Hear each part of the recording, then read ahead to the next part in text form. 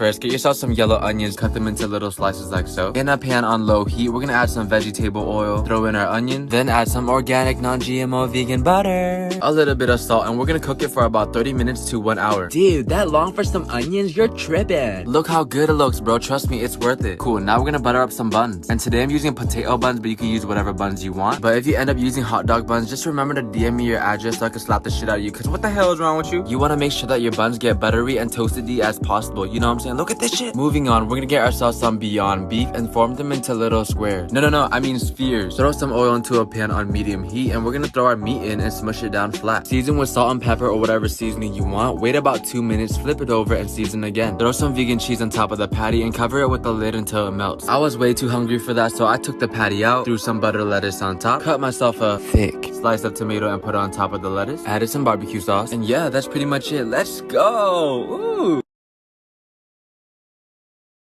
First things first, we're gonna get ourselves a big ass bowl and crack an egg in there, a little bit of milk, give that a mix, and just let that vibe on the side. Damn, this video is kind of going fast. In a separate bowl, we're gonna add flour, baking powder, salt, crushed red peppers, and Italian seasoning, and we're gonna combine the two bowls to make a, I don't even know what you would call this. Is this considered a dough? Anyways, we're gonna cut up some pepperoni. Personally, I cut mine into quarters, but you can do whatever you want. Moving on, we're gonna add 2 different types of cheese, which is just mozzarella and parmesan, and you're gonna end up with something like this. It kind of looks like chunky baby food right now, but that's because we're not done. We're gonna scoop the mixture into a cupcake pan, about 50% of the way. Add some more ronis on top and throw them in the oven at 375 degrees for about 15 minutes or so. Oh, and the crowd goes wild. Throw on some parsley, and that's pretty much it. Now you can eat this with a side of marinara, or you can eat it dry. These remind me of the ones that my mom used to make for me when I was a kid. Psych, she never made me this. When I was a kid, all I ever ate was mama ramen noodles. Don't let the straw hat fool you, she's evil. Big ass bowl, add some flour, and today I'm using a drug dealer scale to measure things because I'm trying to get this shit perfect. Powdered sugar and salt. Give it a little mix and let it vibe out on the side while we work on our wet ingredients. Crack the eggs into the bowl, and we're gonna take half of the yolk out. Check it out. Give it a good mix, and we're gonna combine our wet ingredients with our dry ingredients and beat until it's smooth. In a separate bowl, a little bit of butter, some semi-sweet chocolate. I'm using I still don't know how to say this shit. Chop it up into little pieces and make sure that you're using quality chocolate. Microwave our chocolate and butter for about 30 seconds or until it melts. Mix until smooth. That shit about to make me act up. Throw our chocolate into the mixing bowl and mix until combined. Let it vibe out on the side, and we're gonna get ourselves a ramekin. Straight lube it up with some butter and coat the inside with cocoa powder. Transfer your cake mix over, and do not, I repeat, do not fill your ramekin up all the way to the top. That shit will come out the oven looking like a straight mushroom. You want it about 75%. Oven at 425 for 11 to 15 minutes. Powdered sugar, Oreo ice cream, douche deluge caramel. Let's go! Chocolate lava cake, chocolate lava cake. Get some sourdough, take it out, put it on the counter. Get yourself a plate, and now we're gonna prepare our cheeses. We got Gruyere cheese, boom. We got white and yellow cheddar. We got Parmesan cheese, bro. Our sandwich about to be multi-cheese roll. Get yourself some unsalted butter. We're gonna microwave it for about 10 seconds to soften it up, and then put it on our bread. Only on one side though. Once every square inch of the bread is covered with butter, we're gonna get a big ass pan, set the stove to low, and we're gonna add some olive oil. Bloop. Now get the bread, put the buttered part facing down so that it can get nice and toasty. Do that to both of the pieces. And now we're gonna go crazy with our cheeses. Alright, since we have 4 cheeses, just put 2 on one side and 2 on the other because they're gonna be combined together anyways. Lay the 2 pieces on top of each other, and every single part of the bread that is white, we're gonna add some butter to it. Alright, we about to reverse gentrify this shit. Keep on flipping the sandwiches so that both sides can get golden, and talk to me nice. Bro, are you seeing this right now? You can't even Photoshop this. Now slice your sandwich in half. Bro, I'm lactose intolerant, so I don't even know why I made this, but shit. Anyways, I'll see you guys later. Bye.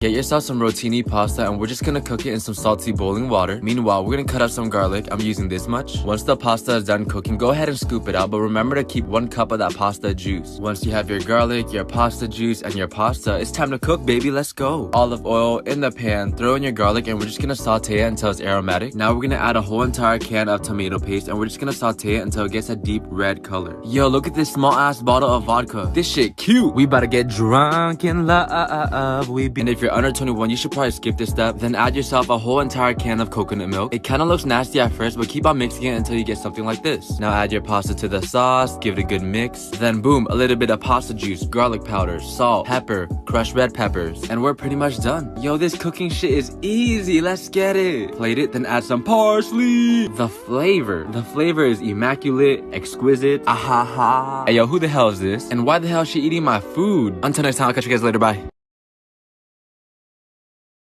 Bro, look at this apron that a viewer sent me. This shit cute. Anywho, in a bowl, we're gonna get ourselves some flour, along with a pinch of baking powder and baking soda. To be honest with you, I don't even know what the hell this does. I thought baking soda was to make your fridge smell good. Anywho, let that vibe on the side while we work on our wet ingredients, okay? Throw in just a little bit of butter, melt it just a bit, add in some brown and white sugar. It was at this point where I was like, damn, this shit is kind of unhealthy. Throw a chicken egg in there and add some vanilla extract, and mix it until you get something that resembles peanut butter. Combine the two bowls that we just made, and boom, that's our cookie dough. Let's go. Now we're gonna throw in some chocolate chunks. You can use chocolate chips too, but they kind of creep me out because they're a little bit too perfect. We're gonna take our cookie dough and roll it into a golf ball size and transfer onto a baking tray. And we're gonna bake these at 375 degrees for 8 to 10 minutes. I was hella hungry, so I just made myself a quick little snack while I waited. Take them out and transfer onto a plate. And there you go. This cooking shit is easy. Boom, well done cookie. This cookie right here is like a medium rare. If you're stuck at home with nothing to do, you might as well make some cookies. Quarantine and bake. Ahaha.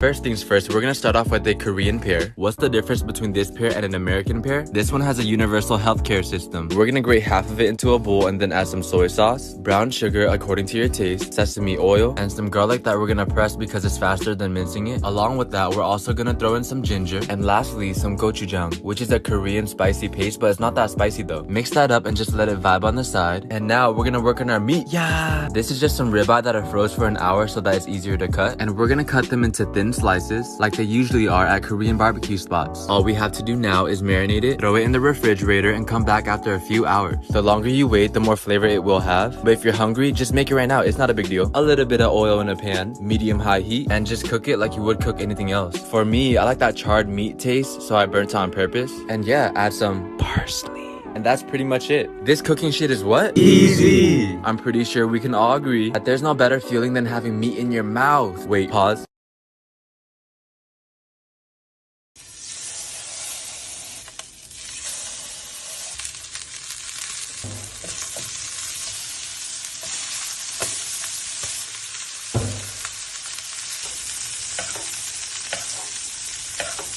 Today we're making snickerdoodles. First, get a half cup of really soft butter. Add 2/3 cup of sugar. Add 2 teaspoons of vanilla. Crack 1 egg. Beat with a hand mixer until really fluffy. Add 1 1/3 cups of flour. A pinch of salt. And a teaspoon of baking powder. Just fold it. Add a tablespoon of milk. Scoop your cookies into balls. Put them in the freezer. Next, in a bag, combine 2 tablespoons of sugar, a pinch of salt, and some cinnamon. After about 10 minutes, take the cookies out of the freezer. Put them in the sugar mix one by one. Here's a visual comparison between the 2 cookies. Last one. Sprinkle the extra cinnamon sugar that you have. Put them in an oven at 400 for 10 to 12 minutes. That's it. First things first, get yourself 3 eggs and we're gonna separate the egg yolk from the egg white. We only need 2 yolks though. Hey yo, yolk check. Let the egg whites vibe out on the side. And for the yolk, it needs some milk, vegetable oil, and vanilla extract. Give it a good mix and we're gonna get some flour and sift it into our bowl. What this does is basically ensure that there's no clumps. We want our batter as smooth as possible, alright? Once it looks something like this, bam, bada boom. We're gonna go back to our egg whites, alright? A little bit of vinegar, boom, in there. And using a hand mixer, we're gonna mix it until it's boobly like this. Add sugar and continue mixing until they look like clouds. Oh shit. Now all we gotta do is combine the 2 bowls that we worked on and we're pretty much done. Yeah. Transfer the batter into a piping or Ziploc bag. Cut the tip off, butter up a pan, and you wanna pipe the mixture into the pan in the shape of a circle. Now cover it, cook for 3 minutes, flip it over. Huh? My pancake broke, bro. Are you kidding me? After another 3 minutes, we're gonna take it out, add some powdered sugar, some fruits, butter, mint, some syrup, and we're done, baby. Let's go. Ignore the burnt one in the back. Swear to God, these pancakes had me in love.